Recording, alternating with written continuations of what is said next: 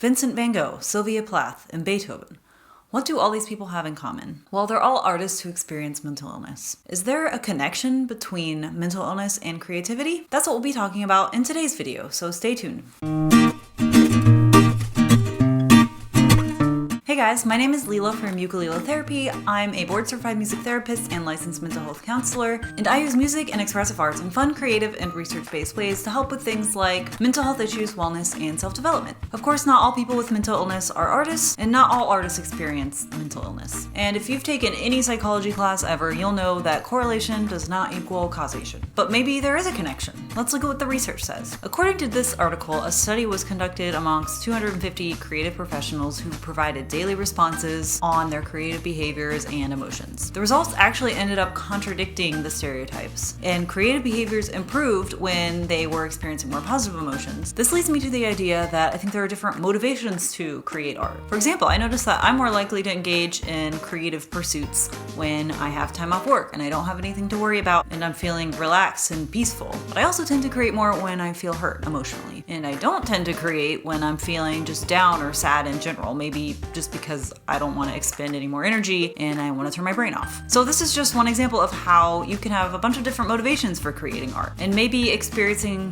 different parts of mental illness can be a motivation for some people. According to this article, some experts find that there is evidence to support the idea that mood disorders are more prevalent amongst artists and writers than the general population. Also in this article, they talk about a study conducted by Professor Frederick Ullin, where they looked at dopamine D2 receptors in the brain and found that many healthy, highly creative individuals had a similar dopamine system as those who suffer from schizophrenia. Many studies have shown that high amounts of this receptor lead to more divergent thought patterns, which could possibly explain some of the connection between creativity and mental illness. Highly creative individuals are able to think in more imaginative ways. They're able to make these connections that are more different and unique than the general population. And these creative connections are also seen in many who suffer from mental illness. Another connection that I've noticed between mental illness and creativity are those who experience bipolar disorder often say that they are way more creative when they're in this manic state and are completing more creative projects. So mania can encourage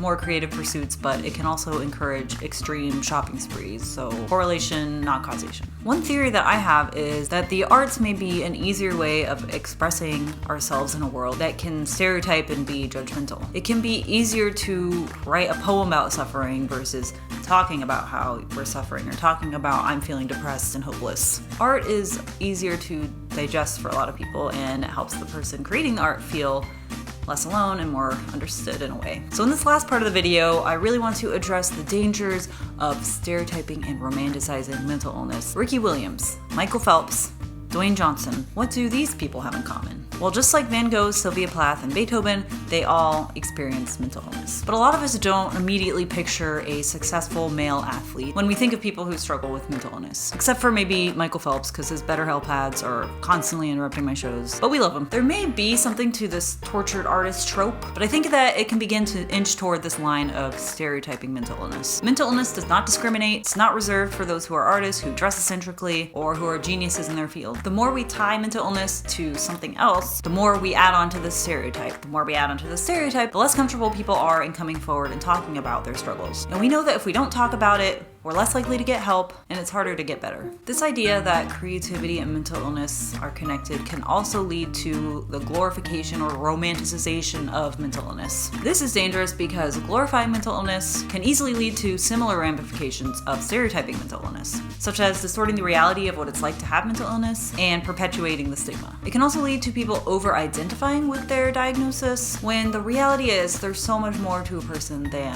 what they're diagnosed as. It's only one part of who you are. It may be a big part, it may take over a lot of parts of your life, but it's not the only part. Anyways, I'm gonna step off my soapbox now, but I do think that was important to bring up. In summary, I think that mental illness can be a way of fueling creative pursuits and expressing oneself, and it can be a way of channeling some energies, but it's not the only thing that fuels creativity. And some studies show that there is a connection, some studies show that there's not a connection, and in my opinion, I think that it kind of comes down to what motivates us to create. Creativity and mental illness seem to be two separate things that sometimes overlap and sometimes things influence each other. You don't need to suffer for your art. Many people create amazing art that are not mentally ill. So what do you think? Do you think there's a connection here? Let me know in the comments below. Please like and subscribe if you enjoy content like this. I post videos about mental health, expressive arts, and music therapy every Friday. I appreciate you watching, and I hope you have an amazing day.